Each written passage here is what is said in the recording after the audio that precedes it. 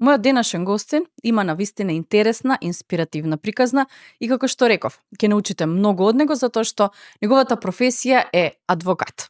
Роден е во Скопје, ни доаѓа од Скопје, македонец кој што живее, работи овде во Чикаго.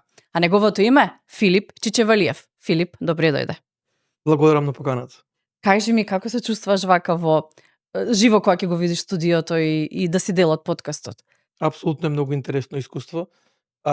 Имам некои претходни искуства со подкасти, атмосферата е предобра и апсолутно мислам дека имаме фантастична дискусија.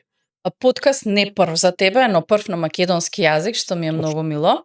И ќе се зборуваме на наш јазик затоа што најлесно ќе се разбереме. Апсолутно. Кажи ми како ти се виде тебе кога дојде прв пат во Америка? Тоа ми е прашање кој што сакам сите гости прво да ги прашам затоа што рефлексијата на Америка кога доаѓаат овде е навистина различно тоа што ја гледаат на филмовите и на емисиите и кога ќе се соочат со неа. Искрено, за мене целото чувство беше интензивно, можам да кажам дека интензивно бидејќи јас дојдов како студент во Америка. Дојдовме во 2018 година, добив стипендија на Чикаго Кент факултетот за право во Чикаго и тоа беше моето прво американско искуство. Значи јас претходно буквално како фамилија ниту сме размислувале да ја посетиме Америка, ниту сме апlicirале некогаш за виза. Буквално не била никогаш во план. И некако кога се случи веќе да дојдеме, кога ја видов оваа цела големина на Америка, на почетокот следавме во Њујорк, нормално одушевени од големината на Њујорк и потоа Чикаго, во кој што буквално се заљубив на прв поглед. Буквално беше чувството многу интензивно, затоа што после тоа морав да се впуштам веќе во моите обврски студентски на факултетот, кои што не беа воопшто мали, така да беше еден почеток на еден интензивен период кој што продолжи се до денес. Заради професијата шеташ многу, одиш многу, ја посетуваш Америка, сите делови од неа. Кој ти е најинтересен дел, кај ти е најубаво кога ќе отидеш? Можам да кажам дека во Чикаго ми е срцето. Тоа, например, Бостон ми се свиѓа исто така многу. Има европски шмек. Исто така град на кој што многу ни остави впечаток и на мене и на супругата е Чарлстон во Каролина. Али секој пат кога ќе се вратам, Чикаго ми е Чикаго. Чикаго ми е дома. Си кажеш вака, леле, доме, сладок доме. Убав си. Баш така. Но вистина, Чикаго има некоја посебна енергија, некоја така убавина, зградите, многу европски делова. Јас го доживеав како склоп на се она што можда некогаш сум го сакал во град. Имате прекрасно езеро, имате плажи, имате град кој што е полн со настани. Имате предградија кои што исто така понудуваат своја содржина. Значи буквално големе, има да понуди многу, али не е преголем како Њујорк. Ја Њујорк го доживеав како огромен метрополис во кој што може да се изгубиш. Чикаго некако ми има повеќе душа.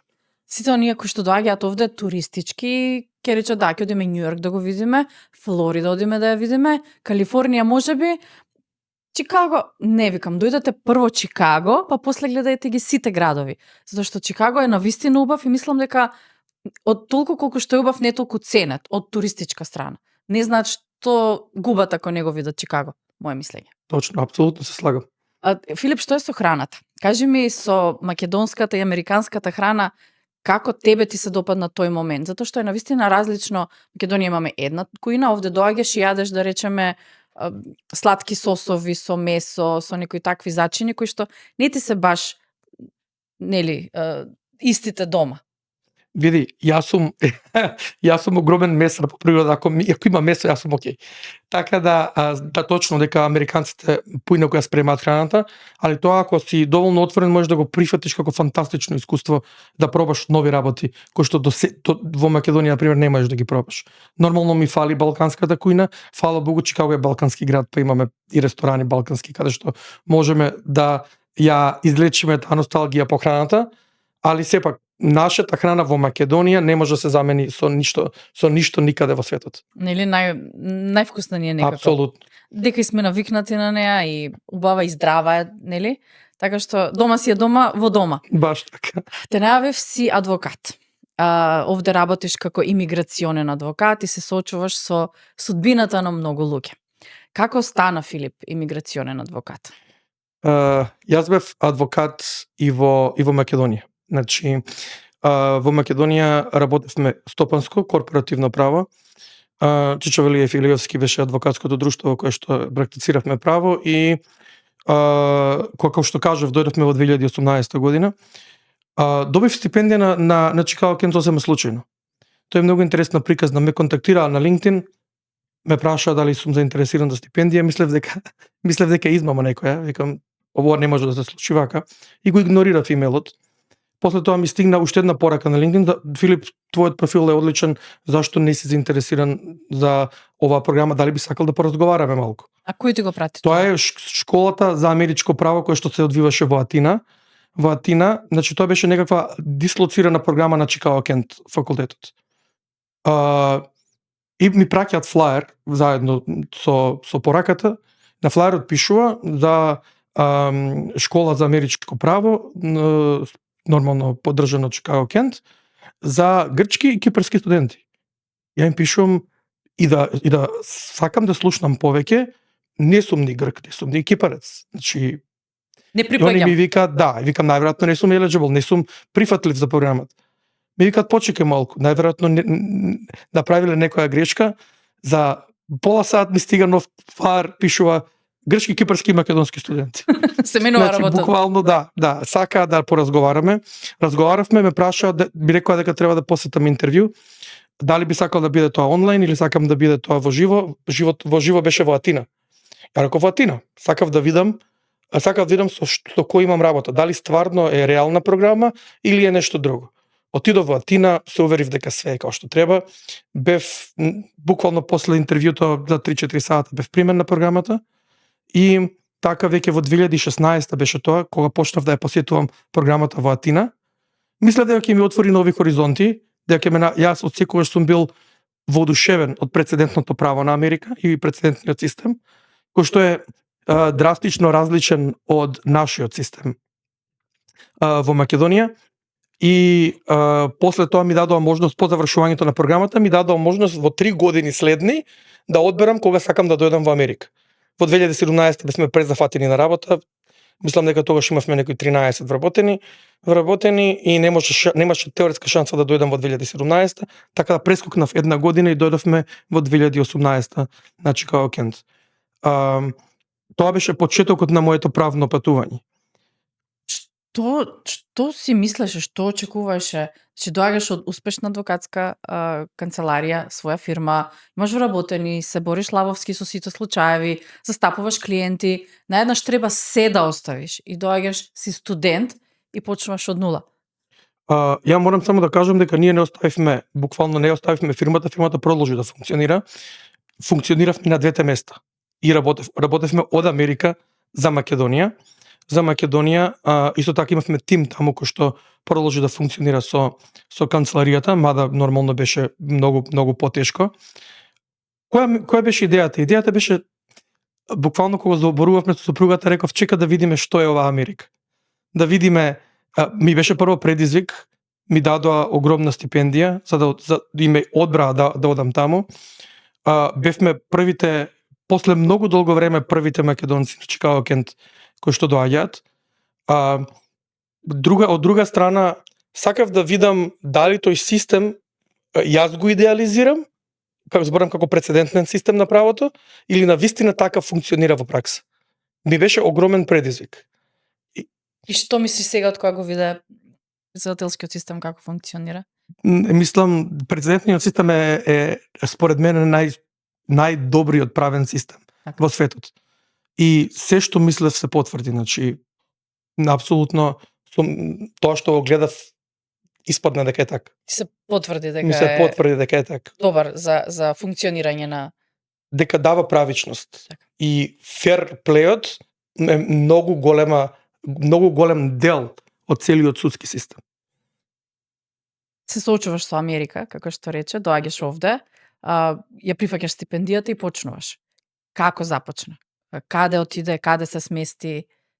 Кога дојдовме, значи прво дојдовме во Њујорк, прошетавме недела дена и после доаѓаме во Чикаго, земавме Airbnb, 7 дена и мислевме дека земавме 7 дена Airbnb за да најдеме стан во кој што ќе престојуваме за време на програмата.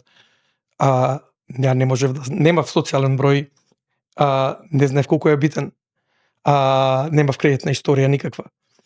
Мене никој не сакаше стан да ми изрента.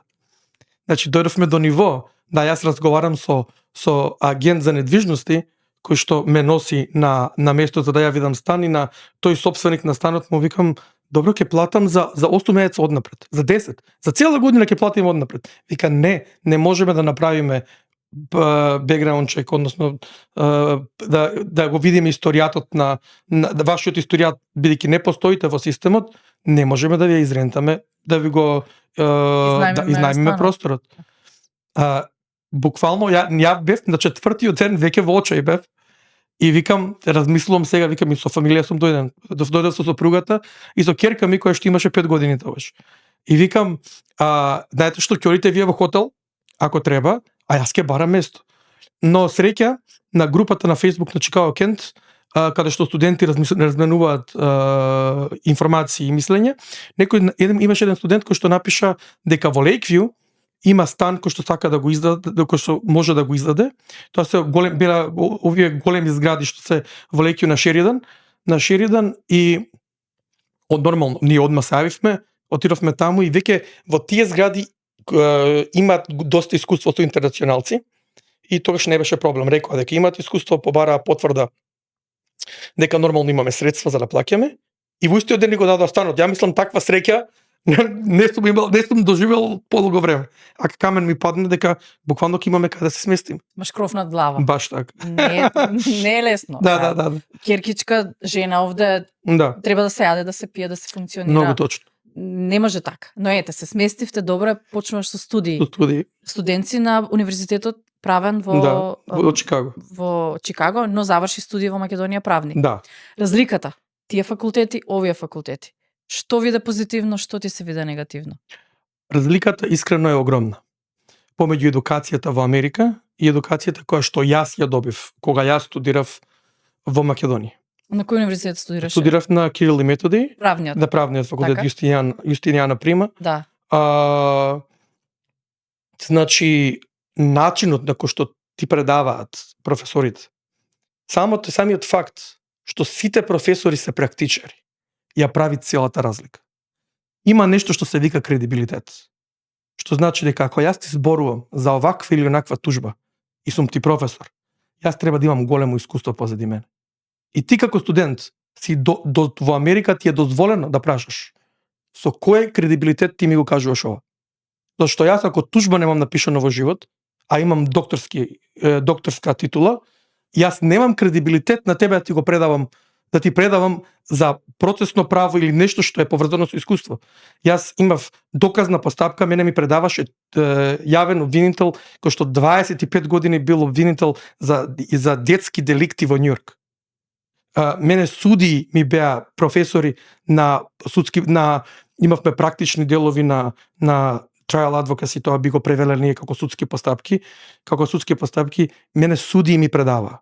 Мојот завршен испит беше пред судија во Кук Каунти, во Дели Центар, каде што се судниците, во реална судница, пред реален судија ми беше мојот завршен испит. Во Чикаго Кент. Тој квалитет не се опишува, различен е многу од она што го гледаме во Македонија. Македонија пракса недостига. Пракса недостига. Тие што ти предаваат, мора да ги, според мене, на факултет на Јустинијана први има огромен број на професори кои што ги почитувам и кои што се страшни професионалци. Треба во македонското, бар во правниот дел, зборам во правното образование, да се пуштат практичарите. Тоа ќе го обезбеди квалитетот.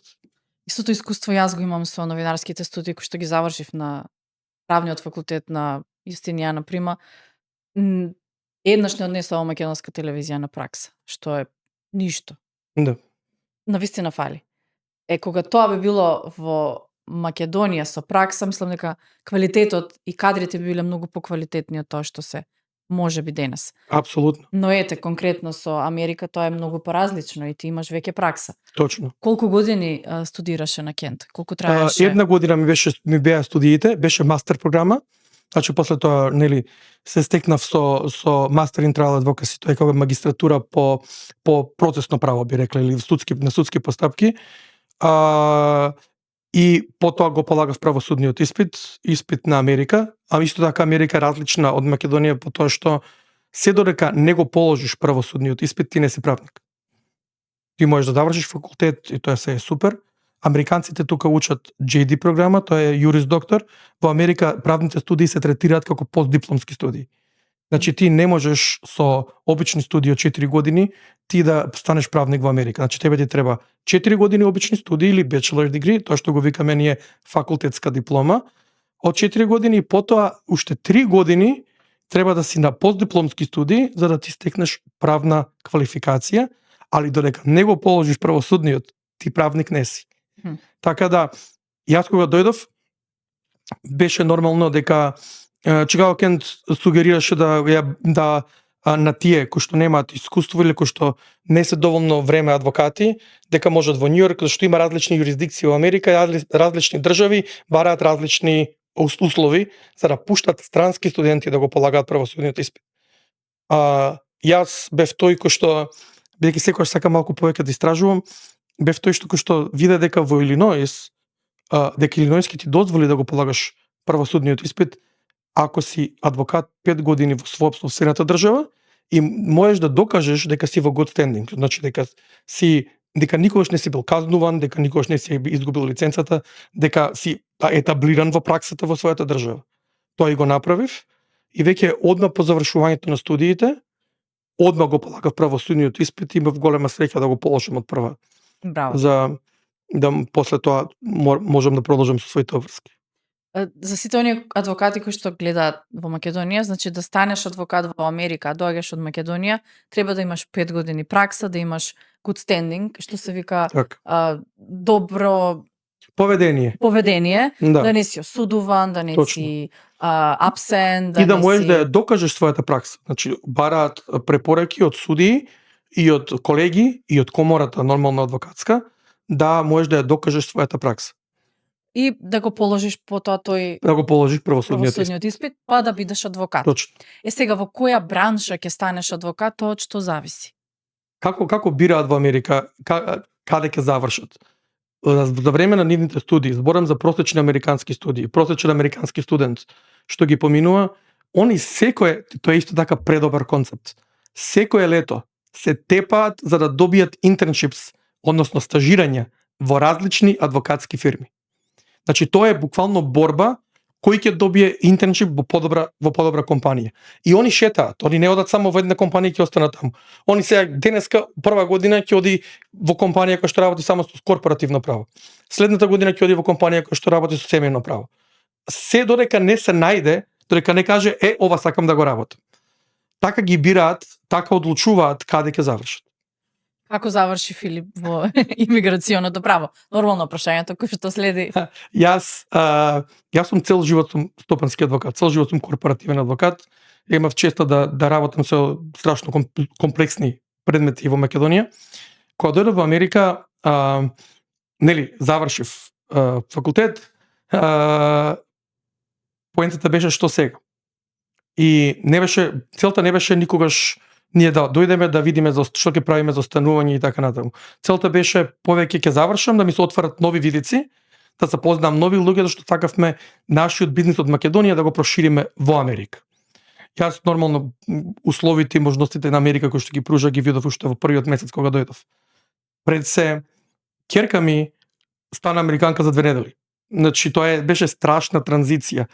Детето како да беше родено на погрешна географска дестинација, она дојде тука и буквално процвета, се отвори. Сериозно, ја не сум видел таква трансформација. Ние бевме на почетокот многу загрижени да како ќе ја прифати она промената. И сега кога тоа се случи, кога она ја прифати феноменално промената, учеше веќе тука во школа, супер и беше, имаше доста пријатели, одма направи доста пријатели, веќе кога ќе завршам факултет, ми даваат можност една година да работам во тоа што сум го учел. Се вика optional practical training, значи да тренираш една година во полето кое што си го работел. Кај мене тоа беше правото. Кога го полагав правосудниот испит, бидејќи беше најтешкото нешто што сум го направил во животов. Тешко е? Да, претешко. Ја мислам дека спиев 16 сата после полагањето. Земав едно 20 дена да се одморам, зашто стварно мислев дека ќе шизнам. И после тоа реков, ајде ќе морам, визата ме врзува да морам да барам работа. Бидејќи на Чикаго Кент, кога го завршив, бев еден од најнаградуваните интернационални студенти на Чикаго Кент, добив 3 академски награди, одма го полагав правосудниот и така натаму. Веднаш бев, буквално во 10 дена бев регрутиран од погорете што имигрантска адвокатска фирма, која што веднаш ме повика на интервју и веднаш ми понудија работа. На самото интервју ми беше понудена работа и јас така уствари влегов во имиграција. Ја првиот ден мислев да ќе одбијам. Значи, на интервјуто ме праша дали би сакал да работам со тоа. Имиграција за стопанско право е не знаев колку ќе ми биде предизвик. Стопанското право секогаш е полно со предизвици, многу е динамично. Многу малку знаев за америчката имиграција во принцип. И буквално знам партнерот во компанијата што ме интервјуираше, вика: "Добро, пробај." Он ме убедува мене дека јас треба да почнам од понеделник. И ми вика: "Добро, пробај." Разбирам, ти го гледам резимето.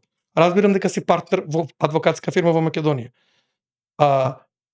Ме праша: "Ќе положиш ли правосуден испит?" Реков: "Вајде, не знам, чекам резултати." Вика: "Слушај, спремни сме да ти ги дадеме сите услови. Почни, можеш да почнеш, пробај, види како ќе ти се допаѓа. 2 месеца дај си, ако не ти се допаѓа, тоа е тоа." И така влегов во имиграцијските води. Че сосема случајно, Апсолутно. ама кога треба да бидува, се Баш случува.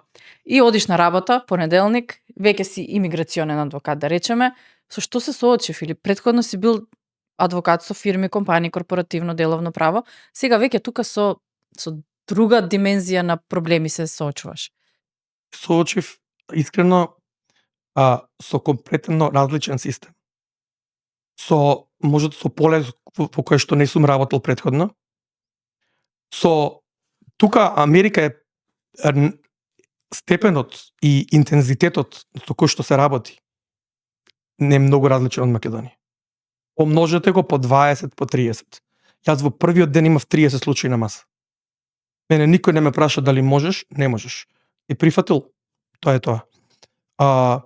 Систем во кој што FedEx не знаеш да пратиш. Значи ти си нов. Тоа е прво искуство. До вчера си имал 13 вработени да делегираш искуство. Денеска од тебе се бараат резултати. Јас се смеев, треба да знаеш на кое копче да ти кажат излезот на телефонот за да можеш да свртиш, да свртиш некаде. Значи, искрено се соочив и со новини, ама искрено се соочив и со сопствената суета. Значи, почнуваш од ново. И на почетокот не ми беше сеедно. Доаѓав дома и викам на жена ми: "Денеска ми е последен ден. Од утре не да работам, виш. Готово, крај."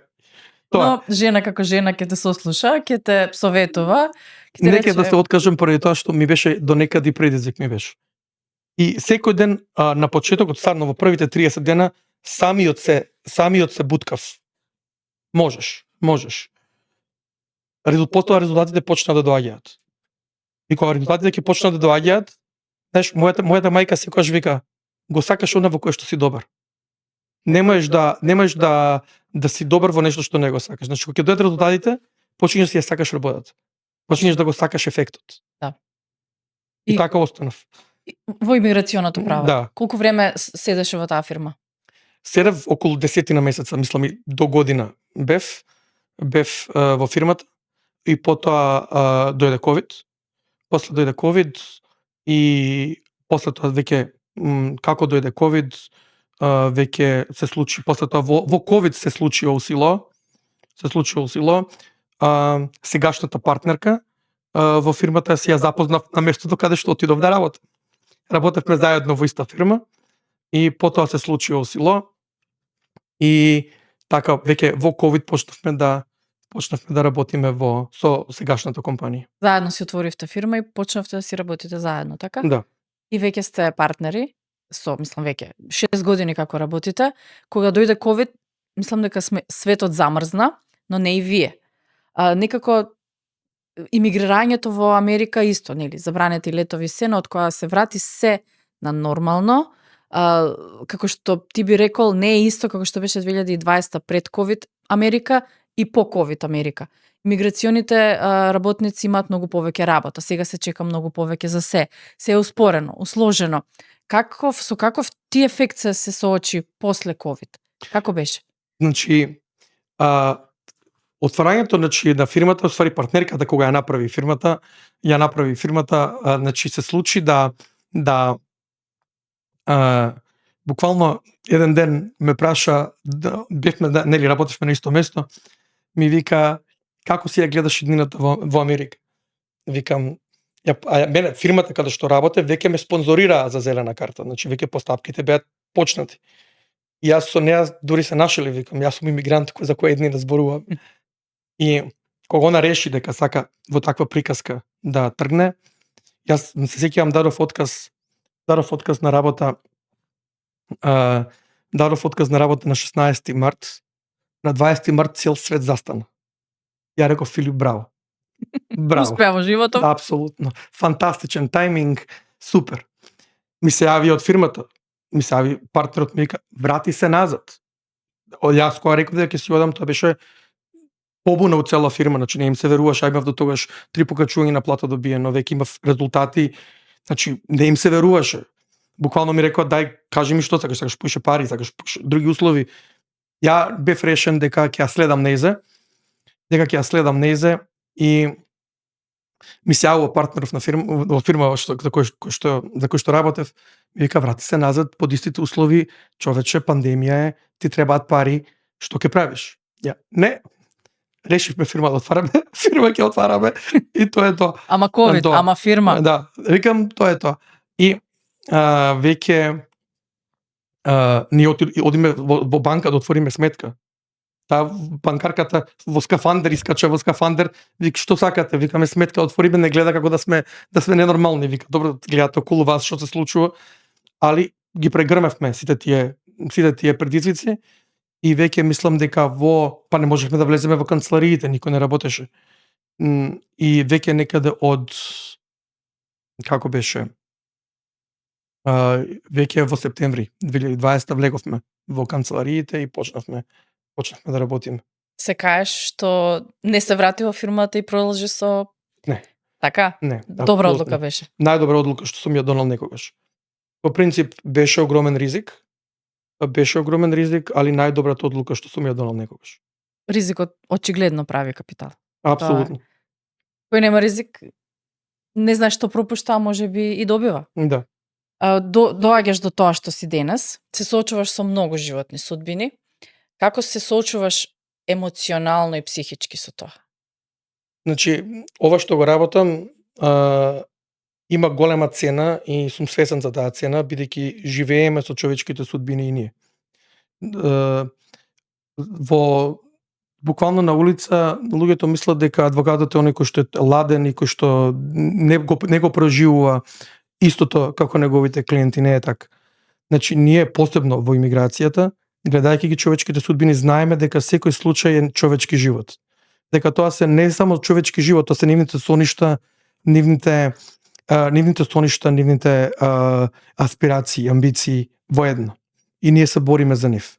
И тоа го зима психички терет, психички товар и цена, психичка цена плаќаме и некако мораме да ја канализираме некако. Така да пробувам највеќе за своето здравје, некогаш и јас малку да се дистанцирам, али никогаш не успевам до крај. Секој случај е мој случај. Секогаш во нивните приказни ја гледам и својата приказна. И знам колку е тоа битно за некој. Една моја колешка на LinkedIn напиша една феноменална ствар, вика, секој имигрант во Америка има два рока. Вика, фактички и емоционален. Фактичкиот рок е кога ќе заврши постапката, во која фаза сум од постапката, дали ќе останам, дали нема да останам, кога ќе се случат работите, тоа е фактичкиот рок. Емоционалниот рок е се она што сите имигранти го вложуваат, а тоа се пропуштени родендени, пропуштени моменти со фамилијата, пропуштени погреби, пропуштено време со родителите кои што стареат. И за све ова ние сме свесни кога го работиме секој случај за нашите клиенти. Многу точно. Колку канцеларии имате низ Америка? Се ширите, што е за поздрав. Да. Каде се може да се најдат вашите услуги? Во 2015 отворивме две нови канцеларии, едната е во Њујорк, се наоѓа канцеларијата Значи во Green Point. 2025-та. Да, во 2025-та. Едната канцеларија е во Њујорк, се наоѓа во Бруклин, а другата канцеларија е во Мајами. Во Мајами, таму имаме адвокати кои што работат за ОСИЛО, со цел да бидеме по-пристапни до нашите клиенти. Со каков профил работите? Значи, се соочувате со македонци повеќе, срби, мексиканци, латино, европјани? Генерално имаме од целиот свет буквално клиенти. 90% можам да кажем дека од праксата на ОСИЛО е насочена на европскиот пазар. Имаме од Балканот, па Источна Европа цела, исто така имаме клиенти од Франција и од Италија. Буквално работиме претежно со европскиот пазар, но исто така имаме клиенти од Латинска Америка. Зависи во принцип, сме достапни и пристапни на секој што сака да ги користи нашите услуги. Какви клиенти се македонците, Филип? Какви сме ние како клиенти овде? Проблематични, лесни, интересни, слушаме, не слушаме? Каква е твојата пракса со нас? Види, секој клиент кога ќе дојде бар кај нас е исплашен и доаѓа со некакво предзнаење. Тоа е најголемиот проблем. Кај македонците посебно. Секој доаѓа со идејата јас знам. Тоа е нормално, прво тоа што кога ќе дојдеш во Америка, еве сега за Америка зборуваме, нормално ти прво се случуваш со огромен број на луѓе околу тебе со кои што ќе ти го споделат искуството. Највеќе со намера да ти помогнат. Можеби да ти кажат какво они искуство имаат, најчесто има луѓе кои што даваат препораки, а не се квалификувани за тоа и сега секој доаѓа со некое предзнаење. Јас прво нешто што му го кажувам на секој клиент е добро е што доаѓаш да се консултираш со адвокат, зашто тебе ти треба некој што е професионален да те води низ целава постапка, посебно во постапка која што многу пати нема втора шанса. Има само една. И секој клиент е добар, значи не можам да ги поделам македонци дека се радат поразлични од било кои клиенти. Секој клиент е добар кога ќе свати дека треба да те остави да го водиш и да расчисти со сите не предрасуди, али предзнаења кои што ги имал претходно. И да следи, ако веќе правите стратегија, да ја следи стратегијата со која што смета адвокатот дека е најсоодветна. Си одбил ли клиенти? Апсолутно. Да не ги земеш? Одбиваме клиенти може да не секој ден, али секоја недела. Тоа се или случаи кои што каде што сметаме дека не можеме да помогнеме. Значи веќе е отиден на работата. Веќе последиците настапиле или неминовно е да настапат. Исто така одбиваме луѓе кои што не нас слушаат. Да. Јас барам клиентот да ме слуша. Ако јас го трошам моето време, сите викаат, луѓето размислуваат, знаете, ја го плаќам твоето време. Не, моето време е драгоцено, моето време немаш да ми го вратиш никогаш. Ја плаќаш мојата експертиза, која што ти ја давам во тоа време. Ако веќе јас ти го давам своето време, и ако ако не сум со мојата фамилија дома да пијам кафе за да бидам и да работам на твојот случај, очекувам да работиш со мене. Како мислиш не те слушаат? Си тераат по свое? Да. Советите? Баш претходнава недела вративме еден случај. Не слушаш? Да, јас барам 15 документи и добивам еден. Јас добивам барам 14 документи, зашто веќе ми дал еден, добивам еден. И викам, добро, што е проблемот? 4000 изговори, знаеш што викам, не ни оди комуникација, додим слободно си ги земеш документи, ќе ти ги пратам каде сакаш. Не е проблем, тоа е тоа. Значи, имаме начин на кој што работиме професионално, не е ова никаков мок или суета упрашање.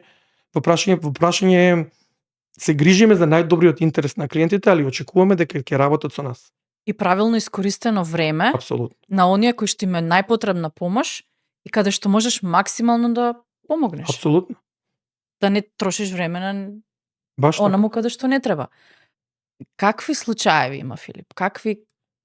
Има многу тешки случаеви. Има многу разделени фамилии, има многу подобро и од мене, знаеш. Кој ти оставил вака дамка до сега?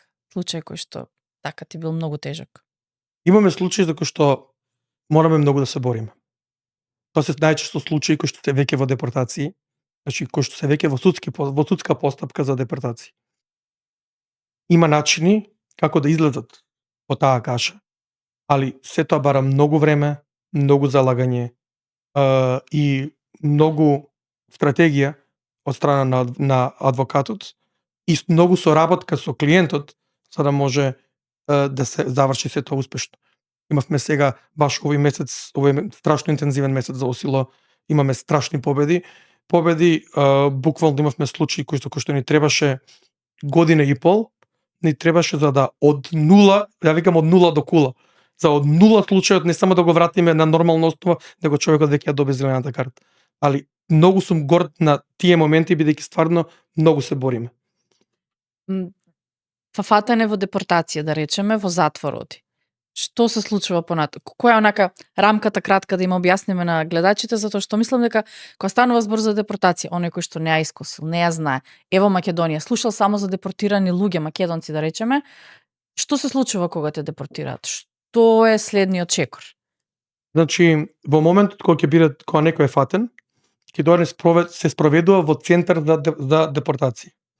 Така наречените имиграцијски затвори, каде што следниот чекор е тој човек да се обезбеди да биде пуштен на кауција.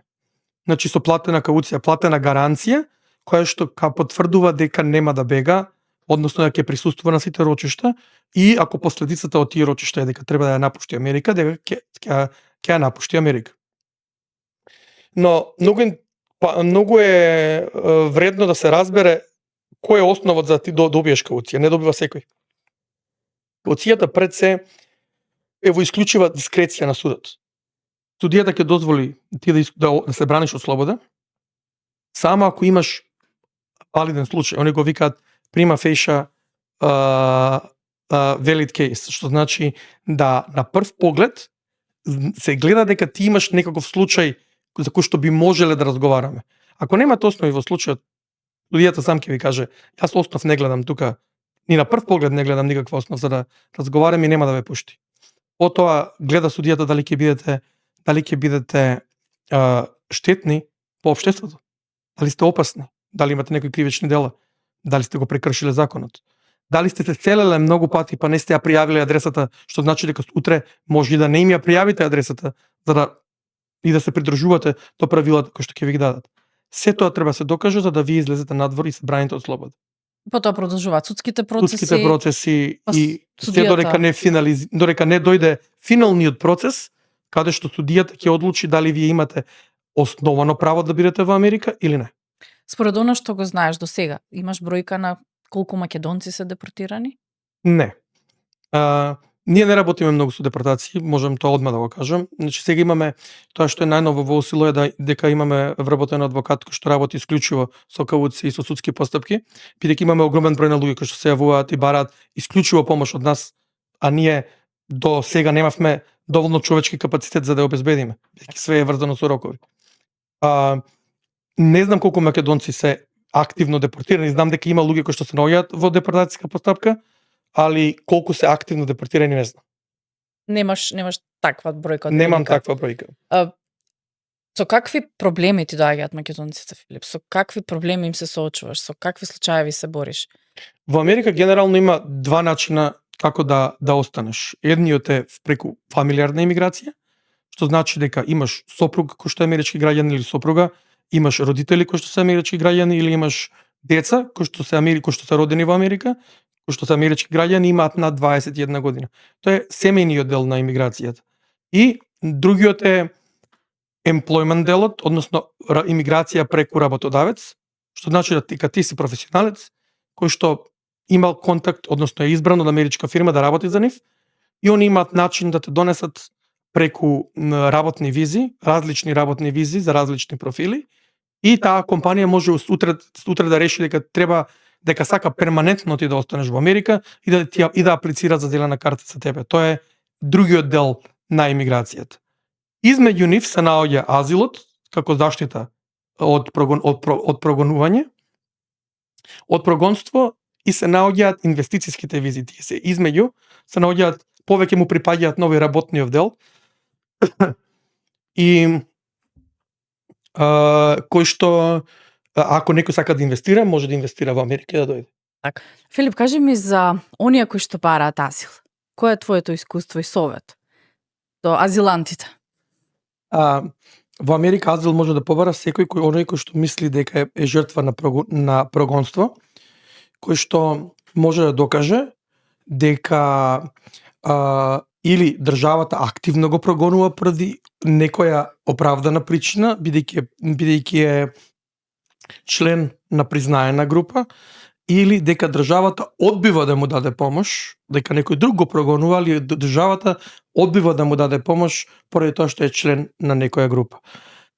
Може да поднесат за азил во рок од 1 година од влезот во Америка и да побараат заштита. Било на каква виза? Било на каква виза. Доаѓаш овде, бараш азил, колку време се чека за одлука за азил? Порано беше многу долг процесот поради бројот на барања кои што пристигаат.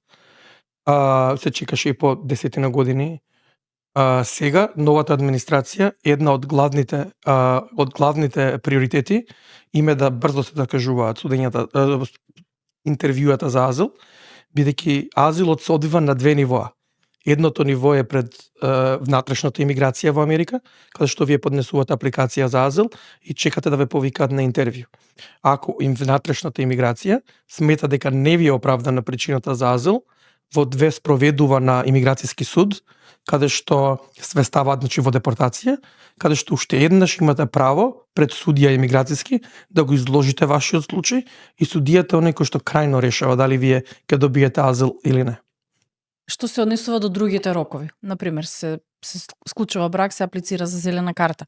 Колку е тој временски рок чекање за добивање на оној кој што аплицира зелена карта? Сега е многу побрзо од колку што беше. Значи претходно беа роковите од 8 до можеби 12 месеци, додека од моментот на поднесување на апликацијата до закажување на интервју. Сега драстично се намалени роковите ние по тоа што го гледаме од 2 до 4 месеца интервјуа се закажуваат. Значи, тоа е многу брзо. Што е многу брзо, што значи дека вашиот случај треба да е фантастично припремен уште во моментот на поднесување, бидејќи немате многу време до интервјуто. Имав прашање поставено на социјалните мрежи дека ќе ми гостува адвокат, дека гледачите ќе може да поставуваат прашања. Ми поставија неколку прашања и има неколку вакви случаи во кои што вика дека биле на прво брак, одат на прво интервју, нема одговор, после 5 години се разведуваат, случајот се продолжува на ЛАВА, уште нема одговор, 16 години нема одговор, така стои имиграционо, ништо не кажува, нема никаков официјален исказ од нив. Според тебе, што треба да се направи? Дефинитивно, тоа е добро прашање, бидејќи се мешаат различни постапки. Значи, они ја почнуваат својата приказна преку поради тоа што тој што е имигрант склопил брак со амерички граѓанин, аплицирале за добивање на зелена карта. Одат на интервју. Генерално за имиграција да не одговори после интервјуто, значи дека има некаков проблем. Значи, ако не, според мене, ако не добиете одговор во наредни 120 дена, или ќе следи второ интервју, што значи дека имиграција сака да провери длабински, да ја провери вашата врска, да провери како функционирате, или во случај да офицерот се сомнева за било што, може да се направи посета на домот од страна на имиграционите служби со цел да се уверат дека све е како што треба. Сега, они после некое време, после 5 години се разведуваат, имиграција ништо не вика 5 години за случајот. Они до тогаш имале можност да поставуваат барања и прашања, мислам, се поставуваат како прашања до имиграција што се случува со случајот официјално преку нивниот систем, да они направат свој виден апдейт и да видат дали нешто треба да бараат од вас или до каде се Тоа е така нареченото молчење на администрација. 5 години штом нема ништо, они се разведуваат, што нормално животот е комплексен, работи се случуваат. Така. После тоа тој што е имигрант фајлува за ВАВА. ВАВА е законска постапка која што ги штити имигрантите од домашно насилство. И жените и мажите. Ги штити имигрантите од домашно насилство, што значи дека ако вие сте во брак со амерички граѓанин или носител на зелена карта, кој што е домашен насилник, кој што извршува физичко или психичко насилство врз вас, вие имате право да аплицирате сами за зелена карта, ако докажете 3 работи. Тоа се 3 столба. Првиот столб е дека бракот е реален кога е склучен, вториот столб е дека сте жртва на екстремно насилство. Законот оперира со екстрем абјуз поемот. Значи, треба насилството да биде од екстремна природа или да трае толку многу време кој што го прави екстремно. И 3, да сте личност со добар карактер, односно да не сте осудувани, да не сте апсени, никој да не ве бара во моментот и така натаму. Значи, оваа постапка исто зема доста време. Значи, али не 15 години. Значи, требало да најдат адвокат, кој што тој адвокат, не знам, овие постапки претпоставам дека сами не ги правеле, комплексни се. Точно. Али тој адвокат би требало да или поставува прашање миграција што се случува со случајот, или 2, да побара заштита од сенатор или конгресмен. Значи ти имаш право на заштита од конгресот, односно да го прашаш собствениот сенатор или конгресмен. И тоа е побарано, мислам. Да. И тоа е побарано и се што уште се случува, нема одговор. И ако ништо од ова не даде резултат, имате право на федерална тужба, која што се вика writ of mandamus, не можам да ја преведам. Тоа е називот, кој што е тужба за да федералниот суд ја задолжи државата нешто да направи. Што значи, судот не вика одобрете го случајот. Судот вика превземете дејство. Решете го. Превземете дејство, што ви треба направете, зашто ова стварно е претерано. Тоа е единственото нешто што може да го направат и тоа на крајот со федерална асистенција, односно на асистенција на федералниот суд, имиграција ќе мора на еден или друг начин да донесе одлука. Во превод ја тужиш имиграција? Ја тужиш имиграција, го тужиш директорот на внатрешната имиграција и органот дека во разумен рок не донеле одлука. Значи може да се тужи имиграција. Апсолутно. И може да се добие против имиграција. И тоа сме го правеле и го правиме. Не е ништо невозможно. Не е невозможно воопшто. И се добива се што треба да биде, ќе биде. Има случај каде што имиграција, мислам дека 22 месеца немаше одговорено на апликација за брак. Ја тужевме. Поднесовме федерална тужба. Се јави да 10 дена се јави федералниот тужител се јави што сакат. Викам сакаме идеално да го одобрите случајот, а ако не, да бар да се закаже интервју, се чекам премногу. Буквално за 5 дена имаше закажано интервју. И се случи тоа што се случи. Тоа што се случи. Филип, кажи ми за сега политиката на Америка кон Македонија. И забранија издавање на зелени карти. Да. Моментално, може би не за секогаш, се надам дека ќе се реши тоа. Зошто ги забраниеш? Кој е твојот став? Официјалното објаснување е дека во анализата која што е направена дека премногу македонци кои што доаѓаат како имигранти користат државна помош. Да ви објаснам зошто тоа би било пречка. Америка не сака да оние кои што доаѓаат во Америка ја ги користат државните ресурси, односно државните средства на Америка. Што значи дека вие, затоа кога аплицирате или некој аплицира за вас, он мора да докаже дека има доволно средства да ве супортира. И додека не станете амерички граѓани, вие не треба да користите државни програми и помош. Кога ќе станете амерички граѓани, се отвара за вас, али дури и многу често ме прашуваат носители на зелена карта, смеам ли јас да користам државна програма која што дава едно, друго, трето? Не. Значи, не. Сега, не знам јас од каде се тие анализи направени, али генерално тоа затоа банот на забраната на 30 дополнителни 35 држави беше направено со тоа образложение. Каква е таа државна помош? Што влегува во државна помош за сите оние кои што не знаат? Значи, Medicaid програмите се третираат моментално како државна помош. Тоа е Тоа осигурувањето претходно не беше за... така. Здравственото осигурање, државното здравствено осигурање се третира како државна помош. А оние food stamps, сега не знам како би го превел тоа, како купони за храна, се третираат како државна помош. Останати има низ на федерални програми кои што обезбедуваат определени бенефити за оние кои што имаат низок приход.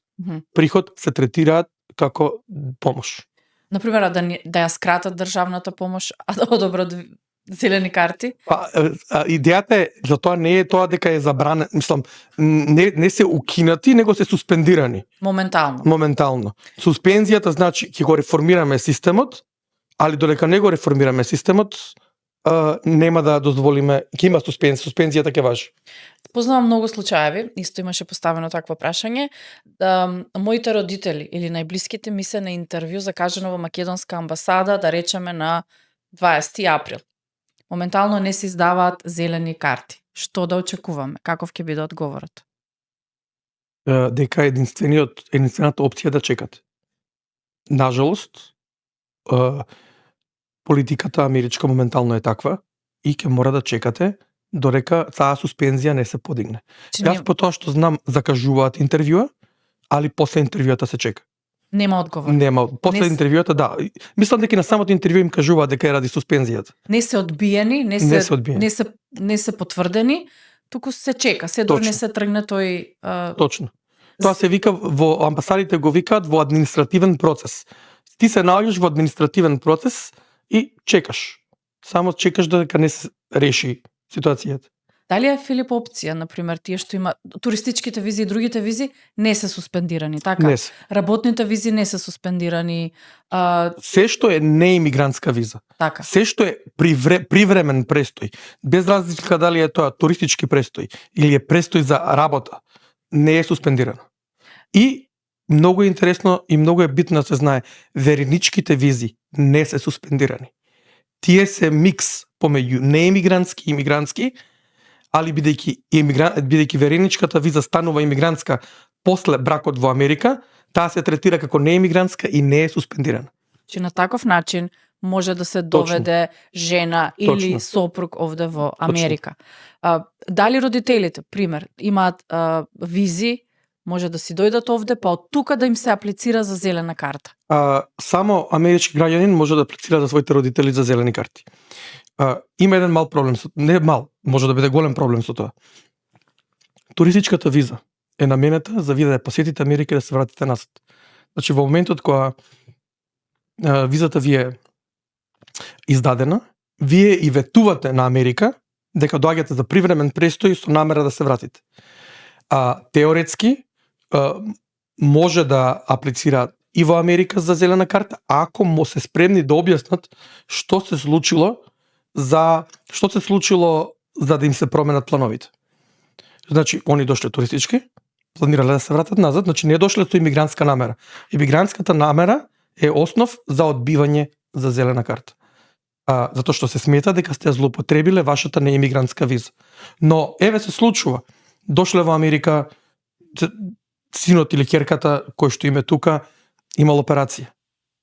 Операцијата, после операција треба да се опоравува 3-4 месеца. Самото тоа ја менува целата околност, им ги менува животните планови и сега треба да останат подолго време во Америка. И тогаш може да се аплицира. Значи ти можеш да имаш некој ивент, некој момент, тоа не мора да биде нешто драстично, али некој момент кој што тебе ти го менува планот. Зашто иначе офицерот може да помисли на, ако имате интервју, најголемиот дел од апликациите за зелени карти за родители се одвиваат и без интервјуа, али може офицерот да помисли дека вие сте имале намера да дојдете во Америка за да останете и тогаш ќе имате проблем. После колку години децата или синот ќерката може да им аплицира на своите родители за и они да добијат зелена карта? Кога ќе наполни детето 21 години. И има пасош, значи треба да е ако е родено во Америка, треба да има да е или да е роден во Америка или да има пасош на друг начин, али после 21 години. Така, со добиен пасош можеш да се аплицираш за своите родители. Процесот добро во Македонија не се добива моментално зелена карта, но отприлика колку се чека за родителите? Процесот во Америка е побрз, Значи, од 6 до 8 месеца би требало да има некаков резултат и некаква одлука од страна на државата. Некој се случува тоа да оди до 10 или 11 месеца, а посебно ако нема интервју. А постапката во Македонија за сите типови на зелени карти, зборувам сега на страна од суспензијата, еве не се суспендирани зелениве карти, постапката пред конзуларните представништва е секогаш поспора, поради тоа што две институции се уклучени, за разлика од Америка, каде што само една институција е уклучена, тоа е внатрешната имиграција на Америка. Поради тоа што вие кога ќе аплицирате за вашите родители, а они се во Македонија, првиот дел од постапката е пред внатрешната имиграција во Америка, а потоа предметот се сели во State Department-от, под кој што се наоѓаат амбасадите и тој National Visa Center кој што е собирниот центар каде што се собираат апликациите и потоа се распределуваат по амбасади. Затоа постапката би од прилика од година до година и пол е кога аплицирате од надвор. Ја спомена вереничката виза. Колку е процесот за таа вереничка виза кога се доаѓа овде со вереничка виза и се аплицира за зелена карта? Исто вака, значи ќе мораме да направиме мала дистинкција помеѓу постапката пред да дојдете овде и постапката од кога ќе дојдете во Америка. Значи вереничката виза исто така се одвива на две нивоа. Првото ниво е во Америка. Значи се аплицира во Америка во внатрешната емиграција, аплицира оној америчкиот граѓанин, не може друг да биде. И америчкиот граѓанин не може да биде носител на зелена карта, кој што сака својата вереница да ја донесе во Америка. Таа петиција трае од 8 до 10 месеца. Ако биде одобрена, постапката се сели повторно пред конзуларното представништво, каде што се закажува интервју. Сега да предпоставиме дека интервјуто завршило како што треба, човекот, односно вереницата или вереникот треба да дојдат во Америка. Они добиваат виза и во 6 месеца мораат да влезат во Америка. Од кога ќе влезат во Америка, почињаат специфични рокови да течат. Во рок од 90 дена мораат да стапат во брак. Штом стапат во брак, веќе можат потоа да аплицираат за зелена карта. Постапката потоа го завзима нормалниот тек на нештата и од 2 до 4 месеца, како што кажав, 5 макс се закажува интервју, а некогаш државата може да смета дека нема потреба од интервју и само да издаде зелената карта ако смета дека нема што би требало да прашаат. Кога си со зелена карта и сакаш да аплицираш за пасош, колку време трае процесот, колку време трае очекувањето на интервју за пасош? Генерално исто и тоа гледаме дека е исто малку убрзано, значи од прилика од 5 до 7 месеца се закажува интервју за пасош. По успешно завршеното интервју треба да чекате да ви закажат церемонија за натурализација, каде што полагате заклетва пред Америка и станувате амерички граѓани. Филип, што ако не си одобрен за натурализација, не ти дадат американски пасош? Што ако оди на погрешна насока интервјуто?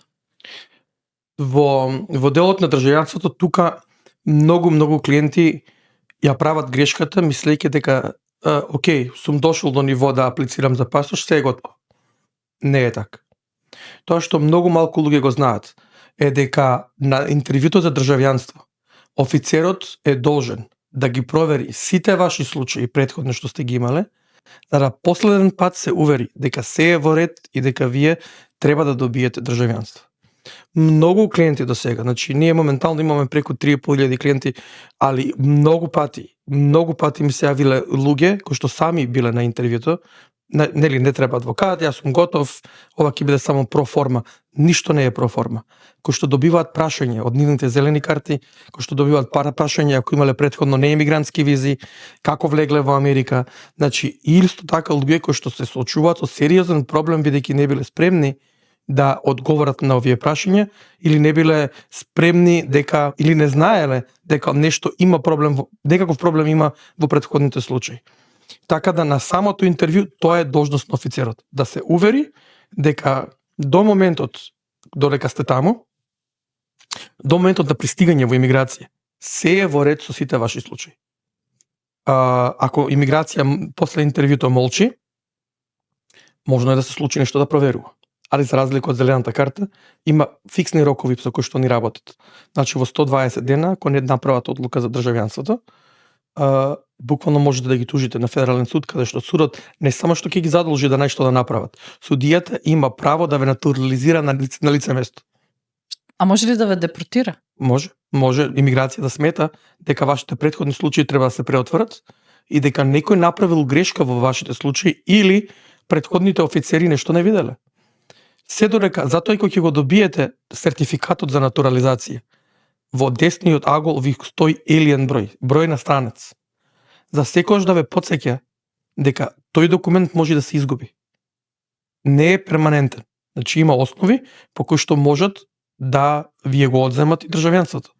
Грешка која што има материјални последици во случајот е основ да се одземе државјанството. Кои се тие? Што би биле, на пример? Офицерот превидел нешто што не треба да превиди. Сте имале две, ние ги викаме crimes that involve moral turpitude. Тоа е сте имале две кривични дела или сте казнати за две казнени дела кои што сте против моралот. Некој некогаш не го видел тоа. Се случува. Има милиони случаи. Исто така сега нормално тероризам, учество во такви организации, финансирање на такви организации, ако некогаш сте тврделе дека сте амерички граѓани, не сте биле. Основ исто така е за одбивање. Така. Значи, се што затоа викам, секогаш за живот определувачки работи контактирајте професионалец. Никогаш не е готово. Додека него имате пасошот во рака, никогаш не е готов. Се соочуваш, Филип, со секакви случаи, одиш во судница, ги браниш своите клиенти пред судот, одиш пред имиграциони службеници, каде што и таму секако го браниш клиентот, но англискиот ни е втор јазик, македонскиот е прв, со англискиот си на ниво кое што никогаш нема да бидеме, мислам, како што сме со македонскиот. Сме го растеле, живееле, студирале, учеле. Како ти се снајде со англискиот, затоа што треба да употребуваш и многу конкретни зборови, многу зборови кои што не се обичен англиски, туку се малку повисоко ниво. Да, имав среќа да во мојата пракса во Македонија секојдневно го користам англискиот јазик исто и тоа многу ми помогна да се прилагодам на јазичните подбарања на професијата. Јас но сепак на тоа што многу вежбав е акцентот. Тој акцент ја никогаш нема да го изгубам. Нормално е тоа. Тоа е, мислам, за разлика ќе видам како ќерка ми зборува англиски, јас никогаш нема да звучам така. И тоа е нормално, тоа е природно. Али во делот на разбирањето немав никаков проблем, работев доста на изговорот, работев доста да се приближам до начинот до комуникацијата на која што ја има секој американец, значи да звучам повеќе американски. Се сеќавам прв пат кога требаше да одам во суд. Не бев преплашен што треба да бидам во суд, се плашев од како мојот акцент ќе биде перцепиран од страна на судот. Кога ќе сватиш колку се они open-minded, колку со широк ум ги гледаат работите, кога ќе си видиш еден куп колеги, кои што се и они странци, и они зборуваат со својот акцент и буквално секогаш е битно што кажуваш, а не како звучиш. Точно. Моето презиме секогаш ќе биде предизвик за сите судии. Има ситуација во која што студијата дека Филип и го гледа презимето. Има ли Филип овде? Викам да, тоа е јасно, али тоа многу ми се свиѓа во системот. Дури има еден судија што има кажано во Америка, вика се додека доколку судијата повеќе се секира како звучиш од тоа што кажуваш, во тој момент треба да си ја закачи тогата на зид и да заврши со својата професија. Че се до вокабуларот кој што го употребуваш, тие високи достигнувања, високи ниво на интелектуални реченици кои што треба да ги употребиш, затоа што не basic English. Да, има стручна терминологија, многу стручни терминологија, стручни термини кои што треба да ги кажеш и се додека си добар со тоа, мислам дека акцентот е само не е никаков проблем. Али се соочив со нешто со кое што до вчера не сум ни размислувал. Дека можеби јас повеќе бев уплашен од својот акцент, одошто тоа дали јас ќе можам да успешно го застапувам својот клиент. Ќе се спомне судење. Тоа мене лично ми е многу страшно. Страшна слика судење, мислам дека никогаш не сум била на судење. Страшно ли е да се биде на судење? Како ти ги опишаш твоите клиенти? Каков е твојот однос во судница? Како ти се осеќаш таму? Ја мислам дека кога ќе почне професионалниот дел, клиентот е најуплашен бидејќи пола не разбира од пола тоа што се случува и што го зборуваме. Но нормално дека е стресно. Работи за човечки живот. Има една многу добар пример. Вика професор на факултет бара одговор од студентот и студентот на правен факултет и студентот вели тоа е одговорот. И он вели дали си сигурен? И он вика да. Доволно ли си сигурен да го обложиш својот живот на тоа? Вика да, а незиниот? И тогаш застана. Кога се бориш за тујиот живот е многу потешко. Зашто знаеш дека неговиот живот е во твојата рака. Да. Значи, јас сум имал ситуации кога судијата вели честитам, ќе станете перманент резидент, ќе добиете зелена карта, клиентот се почнува да плаче. Зашто тоа е стрес. Тоа е стрес и среќа во ист момент, тоа се повторно кажувам, тоа се неговите соништа, идеи, амбиции, се во едно, во кое што се остварува во тој момент. Исто така и интервјуто пред офицерите. И они, исто така, ситуацијата е стресна, бидејќи сите знаат дека се таму за да добијат нешто, значи, за да бараат нешто кое што го посакуваат. Што ги советуваш твоите клиенти? Како ги опушташ? Дека, значи, да разберат дека сите знаат, сите што сме таму, предажно веќе зборувам сега за интервјуата и за судот исто. Сите знаеме дека се под стрес. Јас секогаш велам, офицерот знае дека сте под стрес. Јасно му е. Не се секирајте. Конверзација. Не е испрашување. Не сте во некој сибирски затвор каде што сега ќе треба да нешто ќе ви се случи. Ќе треба само е конверзација и офицерот треба да разбере зошто вие сметате дека го заслужувате тоа што го тврдите и што го барате. Така да пробувам да се ставам, нормално дека не може до крај тоа да успее и лесно е кога кажуваш можеби од трета страна, али помага да луѓето сватат дека си со нив. И јас секогаш им викам на моите клиенти, ако ја ќутам, бидете најопуштени се во ред. Кога ќе почнам многу да зборам, тогаш веќе има некој проблем, тогаш веќе секирај се. Така, сега си она што си, успешен имиграционен адвокат овде во Америка, решаваш животни судбини, решаваш проблеми, решаваш статуси. Кој беше Филип предходно? Зошто почна со право? Зошто Филип се запиша на правен факултет? Тоа е прашање кој што никој не ми го поставил едно добри 20 или што години. Али јас до трета година средна школа бев убеден дека ќе идам на медицина. Бев убеден дека ќе бидам доктор, дека сакав хирургија, дека ќе бидам хирург. Не знам што кликна во мене во трета према четврта година средна школа.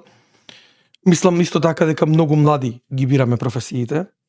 18 години, кога од оваа перспектива сваќам колку сум мислел дека све што лета се јаде и така натаму. Али нешто кликна во мене, најверојатно инспириран од примерот на мојата мајка која што е правник и борбата која што на цел живот ја водеше за да помогне на својата држава. Решив дека сакам да одам на правен факултет и во една година јас променив од медицина право и се запишав на правен факултет. Знаеше кој одсек го сакаш уште од тогаш или се одлучи малку подоцна? Се одлучив малку подоцна, али од секогаш знае дека ќе биде меѓународно право, највеќе поради мојата мајка. Така. Од незината инспирација. И баш да, тоа вршив меѓународно право, да. Така. Тој одсек на правниот факултет. И потоа почна со деловно право? Потоа мојот пат е многу интересен. Каријата ја почнав во Deloitte. Ја почнав директно со стопанско право, значи во Deloitte и Туш, во Скопје. После Како тоа започна таму? отидов, значи уште не бев ни дипломиран. Има оглас, отидов на интервју. Ми вика, после тоа директорката на Deloitte ме интервјураше. Исто така потоа, бидејќи Deloitte Скопје беше под Deloitte Белград, имав интервју со директно тој што требаше ми биде предпоставен во Deloitte Белград, дека мојот шеф беше во Србија. најверојатно му се допаднав и на него. Ја уште дури пред дипломирањето, мислам дека ја некаде јануар таа година почнав во Deloitte, а февруар дипломирав, така беше некако. Тоа е фирма Некако. за Deloitte е ревизија. ревизија. Добро. Да. Тоа е една од најголемите светски фирми за ревизија. Дел од така наречениот The Big Four, големата четворка. Така, добро. После тоа си отидов, од Deloitte ми понуди опција да преминам во Белград, тоа беше следната прогресија на мојата кариера. Во тој момент се забавував со мојата сегашна сопруга, која што не беше спремна на таков чекор и јас, би знаејќи дека ако не одам напред, стагнирам, се заминав од Deloitte и решив дека повторно ради мојата мајка, дека сакам да ја спасувам Македонија и сакам да работам малку за државата. Тогаш се соочив прв пат со сите оние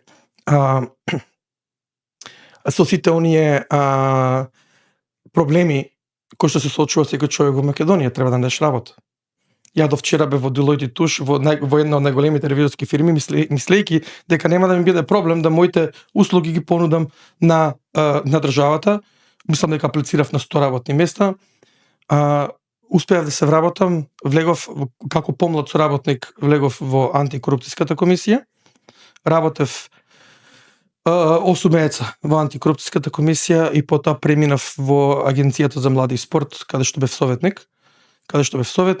После 2 години, скоро 2 години во Агенцијата за млади и спорт, искочивме со партнерот од Македонија и основавме адвокатската фирма, бидејќи имавме доста успех во тоа што го правевме и рековме време е да работиме за нас. И време е, ако веќе сме толку успешни и добри во тоа што го правиме, тоа да се пробаме на отворениот пазар. И бевте една од првите 3 фирми во Македонија успешни? Бевме, ако не во првите 3, бевме сигурно во првите 5 корпоративни фирми во Македонија. Работевме со огромни проекти и меѓународни трансакции кои што, мислам, тоа ми беше и целта, а и предизвикот заради кој што и станав адвокат. Колку време траеше таа приказна пред да дојдеш за Америка? Гостувавме адвокатската канцеларија, прво беше како канцеларија основана од Чичавалиев Илиевски од 2010 година. Станавме адвокатско друштво во 2013. Фирмата функционираше до 2022 година, кога и мојот партнер доби зелена карта на лотарија и дојде тука и така ја затворивме фирмата, бидејќи веќе немаше логика, немаше како таа фирма да екзистира, бидејќи двајта да сме во Америка. Значи сега и он е тука? Сега и он е тука. Се занимава со адвокатура? Он е адвокат исто, и он се занимава со штети на воени бази. Он работи во Чикаго. Така. Да. Одлично приказна и тоа. Баш одлично.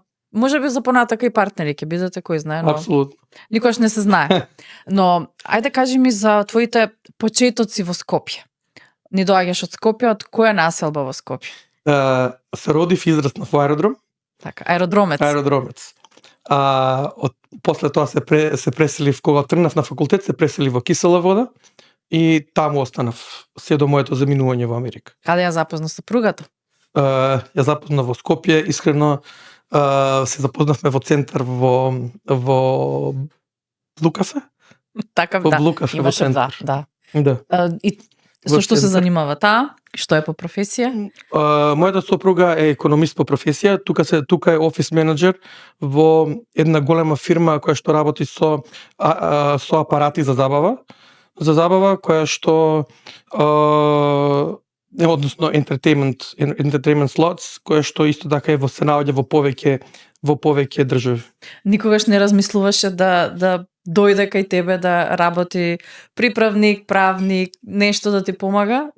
Или не, значи во еден период ми помагаше. Во еден период ми помагаше пред да премине во оваа компанија да работи, посебно кога имав премногу работи, не можевме да постигнеме. Така. Така да.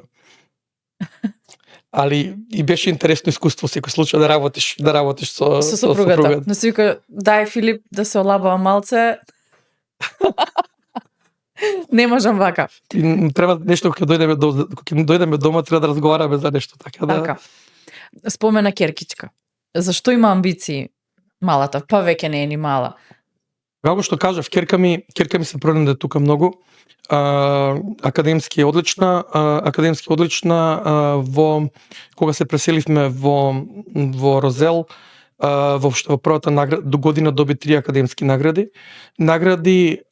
Сака по тоа што она кажува моментално, сака да биде корпоративен адвокат. Браво. И иднината си ја гледа на Харвард, така да се надевам дека ќе се оствари желбата, иако ја однесо во Бостон, на Харвард, за да го види и да свати колку е компетитивна таму атмосферата и колку многу треба да се труди за да може да го постигне тоа. Нормално. Каде шетате, Филип? Каде ги поминувате убавите моменти, фамилиарни заедно? Што те опушта? Каде полниш батерии?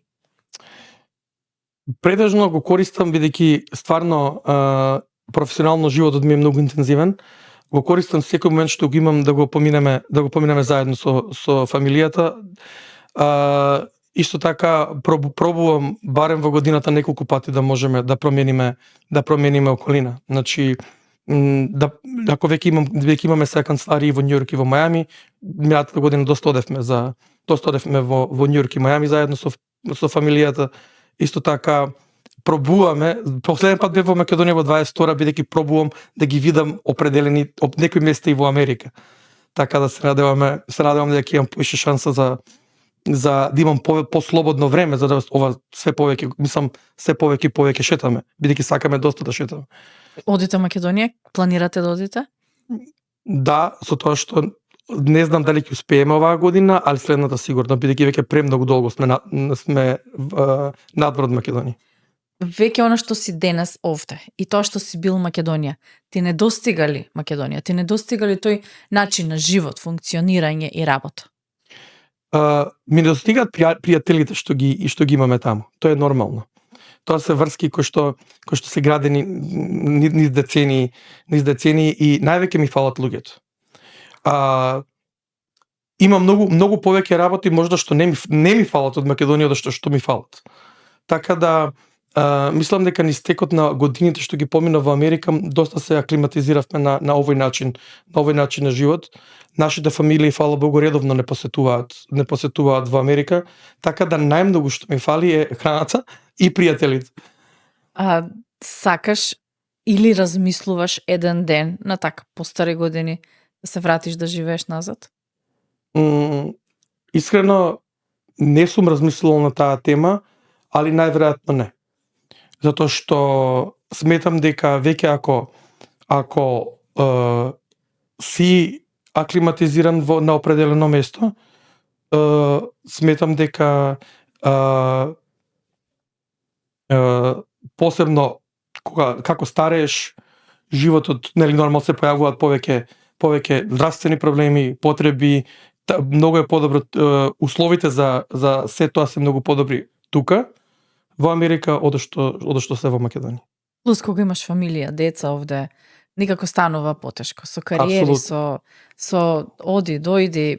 Апсолутно. Исто така Македонија моментално зборам за луѓе кои што се во години е многу тешка. Тоа цело загадување кое што влие на здравствениот стандард на луѓето, пристапот до здравствена грижа, преоптоварен систем, баш поради тоа загадување и поради тоа што се случува, така да. Баш сега имав едно интервју и ми рекоа што би си донела од Америка. Од Америка би однела воздух во Македонија, затоа што тоа нема. Точно. Само тоа. Мислам, да, зеленило повеќе, паркови за деца.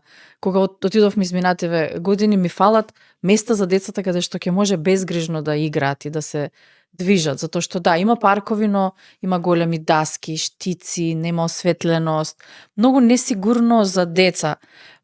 Може би кога би живеела во Македонија тоа не би ми сметало, но кога вака од друга страна ги гледаш како треба да бидат правилно работите, тоа и така како смета назад. Апсолутно се согласувам. Значи, кога ќе видиш квалитетот на животот е многу поразличен. Значи, како некој што живеел и во Македонија, да, и како човек и како фамилија се трудиме да извлечеме максимум од тоа што животот може да го понуди и таму сме го правеле, тоа го правиме и тука. Не живееме никако поразлично, зборувам како очекување од животот. Квалитетот на живот кој што го добиваш тука е драстично поразличен. Да. Во принцип што повторно ќе ја спомнам мојата мајка, она увек се зезака, вика ако пишува дека треба да тече топла вода, кога ја свртиш чешмата, стварно тече топла вода. Така да таа сигурност фали. Да. Фали да си стоплен во зима, изладен во лето, не секаде, но голем дел од нашите таму се уште тоа за жал не можат да го приуштат.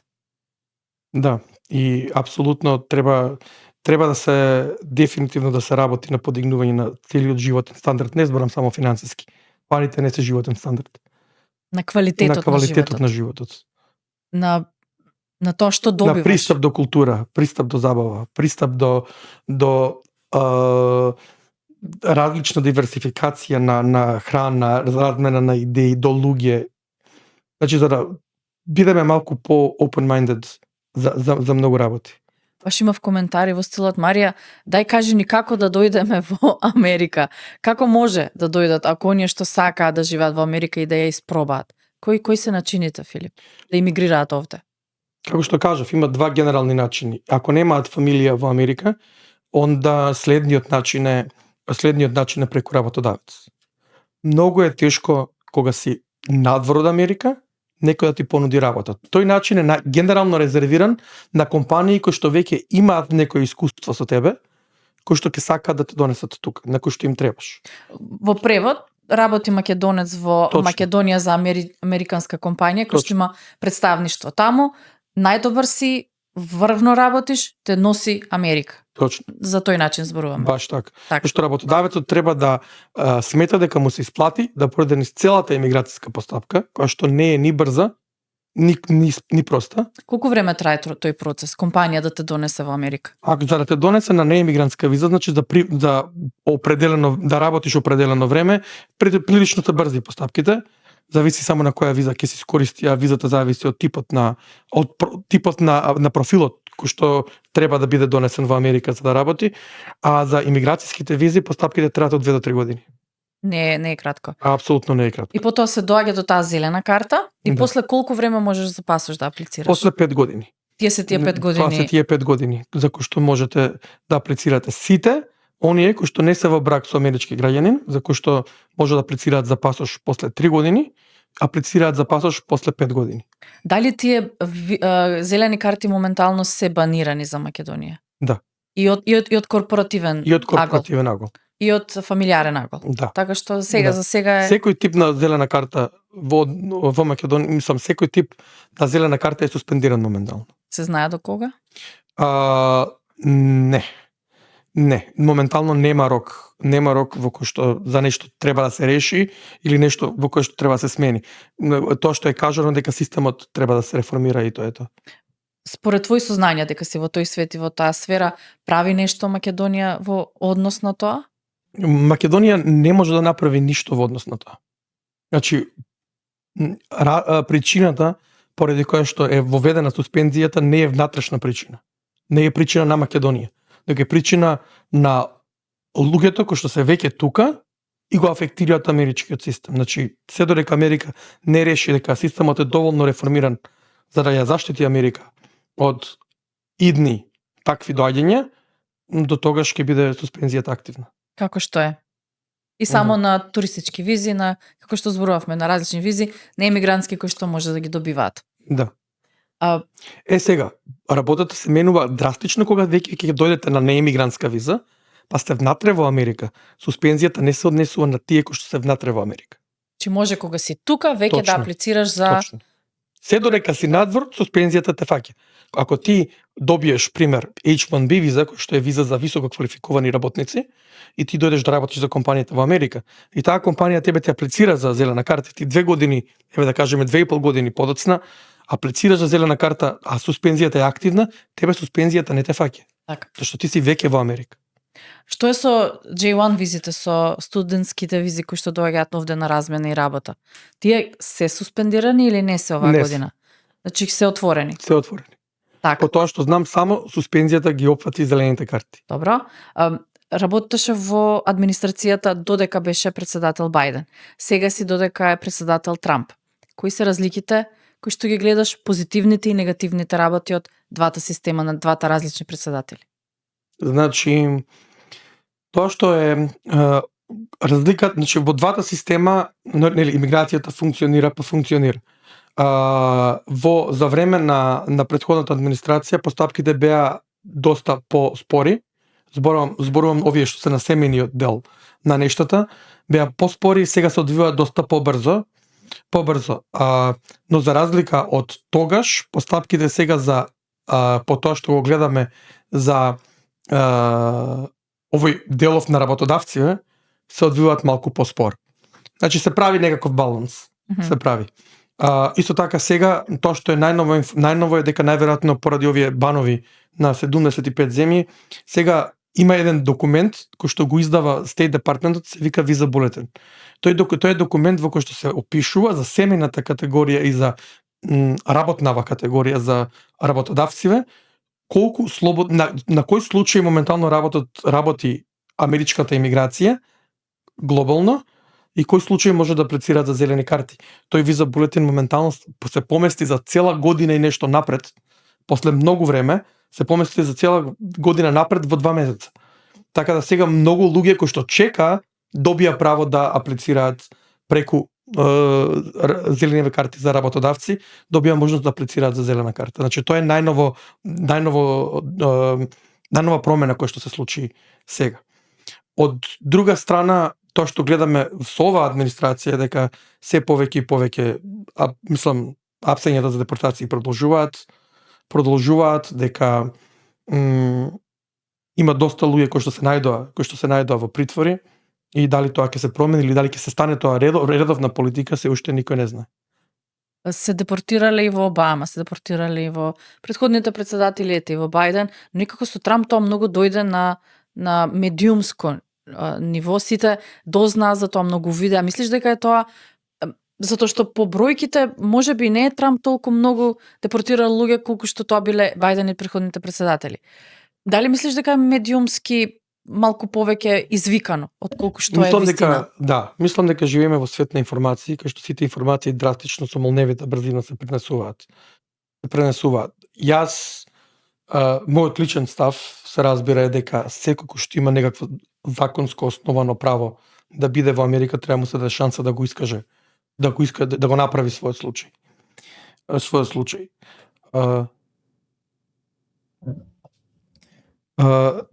Секој треба да добие право да може да го истакне својот случај пред надлежен орган, за да може да го добие тоа што го бара. Исто така, освен во драстични случаи, каде што се работи за луѓе со кривични дела, луѓе кои што се огрешиле пред законот и така натаму, каде што депортацијата е апсолутно оправдана, сметам дека се треба да биде балансирано. Значи не мислиш дека Трамп депортира многу повеќе од тоа што го правеле претходните председатели? Не мислам дека е многу повеќе, прашањето е начинот. Така. Начинот на кој што тоа се прави. Добро. Да се надеваме на помалку депортации на македонци, на наши луѓе. Апсолутно. Да се надеваме на повеќе средени случаеви, на среќни фамилии, на одобрени зелени карти и секој со среќата. Апсолутно. Така што ако јас и ти аплицираме во ист ден за зелена карта, ти можеш да добиеш после 2 месеци, јас може да почекам 2 години. Тоа е многу добра констатација. Секој случај е индивидуален. Така. Тоа е исто така нешто што на сите клиенти им го кажувам. Не го гледај твојот пријател. Не гледај кој го знаеш дали добил побрзо или поспоро. Секој случај е индивидуален, секој случај се гледа на база на издржаноста на самиот случај, а не на тоа дали имаш 5 пријатели кои што завршиле побрзо работа или имаш 3 пријатели кои што поспоро завршуваат. Секој со среќата, но сепак нијанси се во прашање, што би рекол ти кога станува збор за имиграција? Имиграцијата е едно од најкомплексните полиња на правото во Америка. Значи мислам дека само покомплексно е даночното право. Зашто имиграцијата е комплицирана колку што животот е комплициран. А животот е многу комплициран. Така да затоа Дефинитивно сметам дека секој треба да добие правилен совет или да побара по совет од повеќе места пред да реши што ќе превземе во својот живот, бидејќи најмала нијанса може да биде разликата помеѓу да или не. Така. За крај, твој совет за сите македонци кои што се овде или сакаат да дојдат? Па генерално мислам дека тоа што го кажав, секогаш побарајте првото прашање кое што треба да ви биде кога се консултирате во врска со имиграција е дали си лиценциран адвокат. Не, ама знаеш, јас знам. Заврши приказка. Значи нема што да разговараме, ќе разговараме за времето, ќе разговараме за секој. Јас сум голем поборник на дека секој треба да си остане во професијата. Точно. Не можеме да знаеме све. Ја не знам ништо за камиони, не можам да знам ништо за камиони. Ќе се консултирам. Не знам како да ја поправам колата, ќе прашам. Затоа што стварно лошиот совет, дури и да е даден со најдобра намера, може да предизвика страшни последици. Последици кои што во определени моменти може да бидат и трајни. Да не можеме да ги промениме, да не можеме да помогнеме и се случува.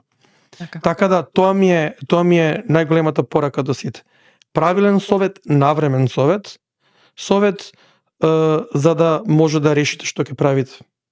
Последно прашање. Статус адвокат во Македонија и заработка, статус адвокат Америка и заработка. Која е разликата? Апсолутно не може да се спореди. Пред се тоа е многу интересно, повторно многу интересно прашање, зашто баш можам да зборувам и за едното и за другото. Значи, во Америка и да речем и нашите луѓеви македонците, кога ќе дојдеш во Америка, прво нешто што те учи Америка е дека ти треба да платиш за своите услуги, ти сакаш твојот труд да биде платен и затоа тие луѓе се тука, али и дека ти треба да платиш за да добиеш услуги. Тоа во Македонија не е така. Значи, затоа и заработката не може да се спореди. Исто така интензитетот на работа. Америка е многу поголема. Македонија е многу помало. Значи интензитетот со кој што нешто се работи е многу поголем во Америка. Значи буквално неспоредлив. Ја бев фрапиран, зборувавме за моите почетоци, ја бев фрапиран со кој интензитет и кој продукт, кој интензитет на продукт се очекува од тебе тука. Така да во многу делови во Америка се работи многу повеќе него во Македонија, али и затоа и нели надоместокот е поголем. И системот е направен на начин на кој што ако работиш, ќе заработиш. И секој знае дека треба да плати за тие услуги и да биде платен за неговите услуги. Тоа е драстичната разлика. Македонија имам уште пријатели кои што се адвокати таму, имам дел од луѓето кои што работеа за мене, сега се адвокати, значи уште имаат проблем со наплата, уште имаат проблеми со функционирање во целиот систем. Значи тоа мора да се промени. Тоа е многу погрешно. Апсолутно. И не ти дава мотив. Едноставно губиш мотив, енергија и ресурси за да си ги добиеш сопствените пари. Да, низ текот на годините знам сериозен број на колеги кои што престана да се занимаваат со адвокатура баш поради тоа. Не е поради тоа што не може да дадат допринос или да имаат ефект, него поради тоа што финансиски не може да го издржат целото тоа. И сериозни финанси се во прашање. Апсолутно. Така што се надам дека тоа ќе се подобри. Се надевам и јас апсолутно. Тоа ќе биде апсолутно бенефит за цела држава. Така. Филип, ти благодарам многу на овој искрен и убав муабет што си направивме. Се надевам дека ви одговоривме на сите прашања. Секако, ако имате некакво прашање кој што сакате да го поставите, а се однесува на вашиот статус, имиграционен, некое прашање кој што го имате во врска со вас, вашата фамилија, Филип е овде да ви одговори, така што ќе се обратите кај него. А јас можам да ви одговорам дека ние ќе се видиме и следната среда на YouTube каналот Марија во Америка, а епизодите можете да ги гледате кога сакате и каде сакате. Само стиснете subscribe, like и секако share би било голема помош. Благодарам уште еднаш што бевте заедно со нас и со новиот гостин. Се гледаме следната среда. Чао!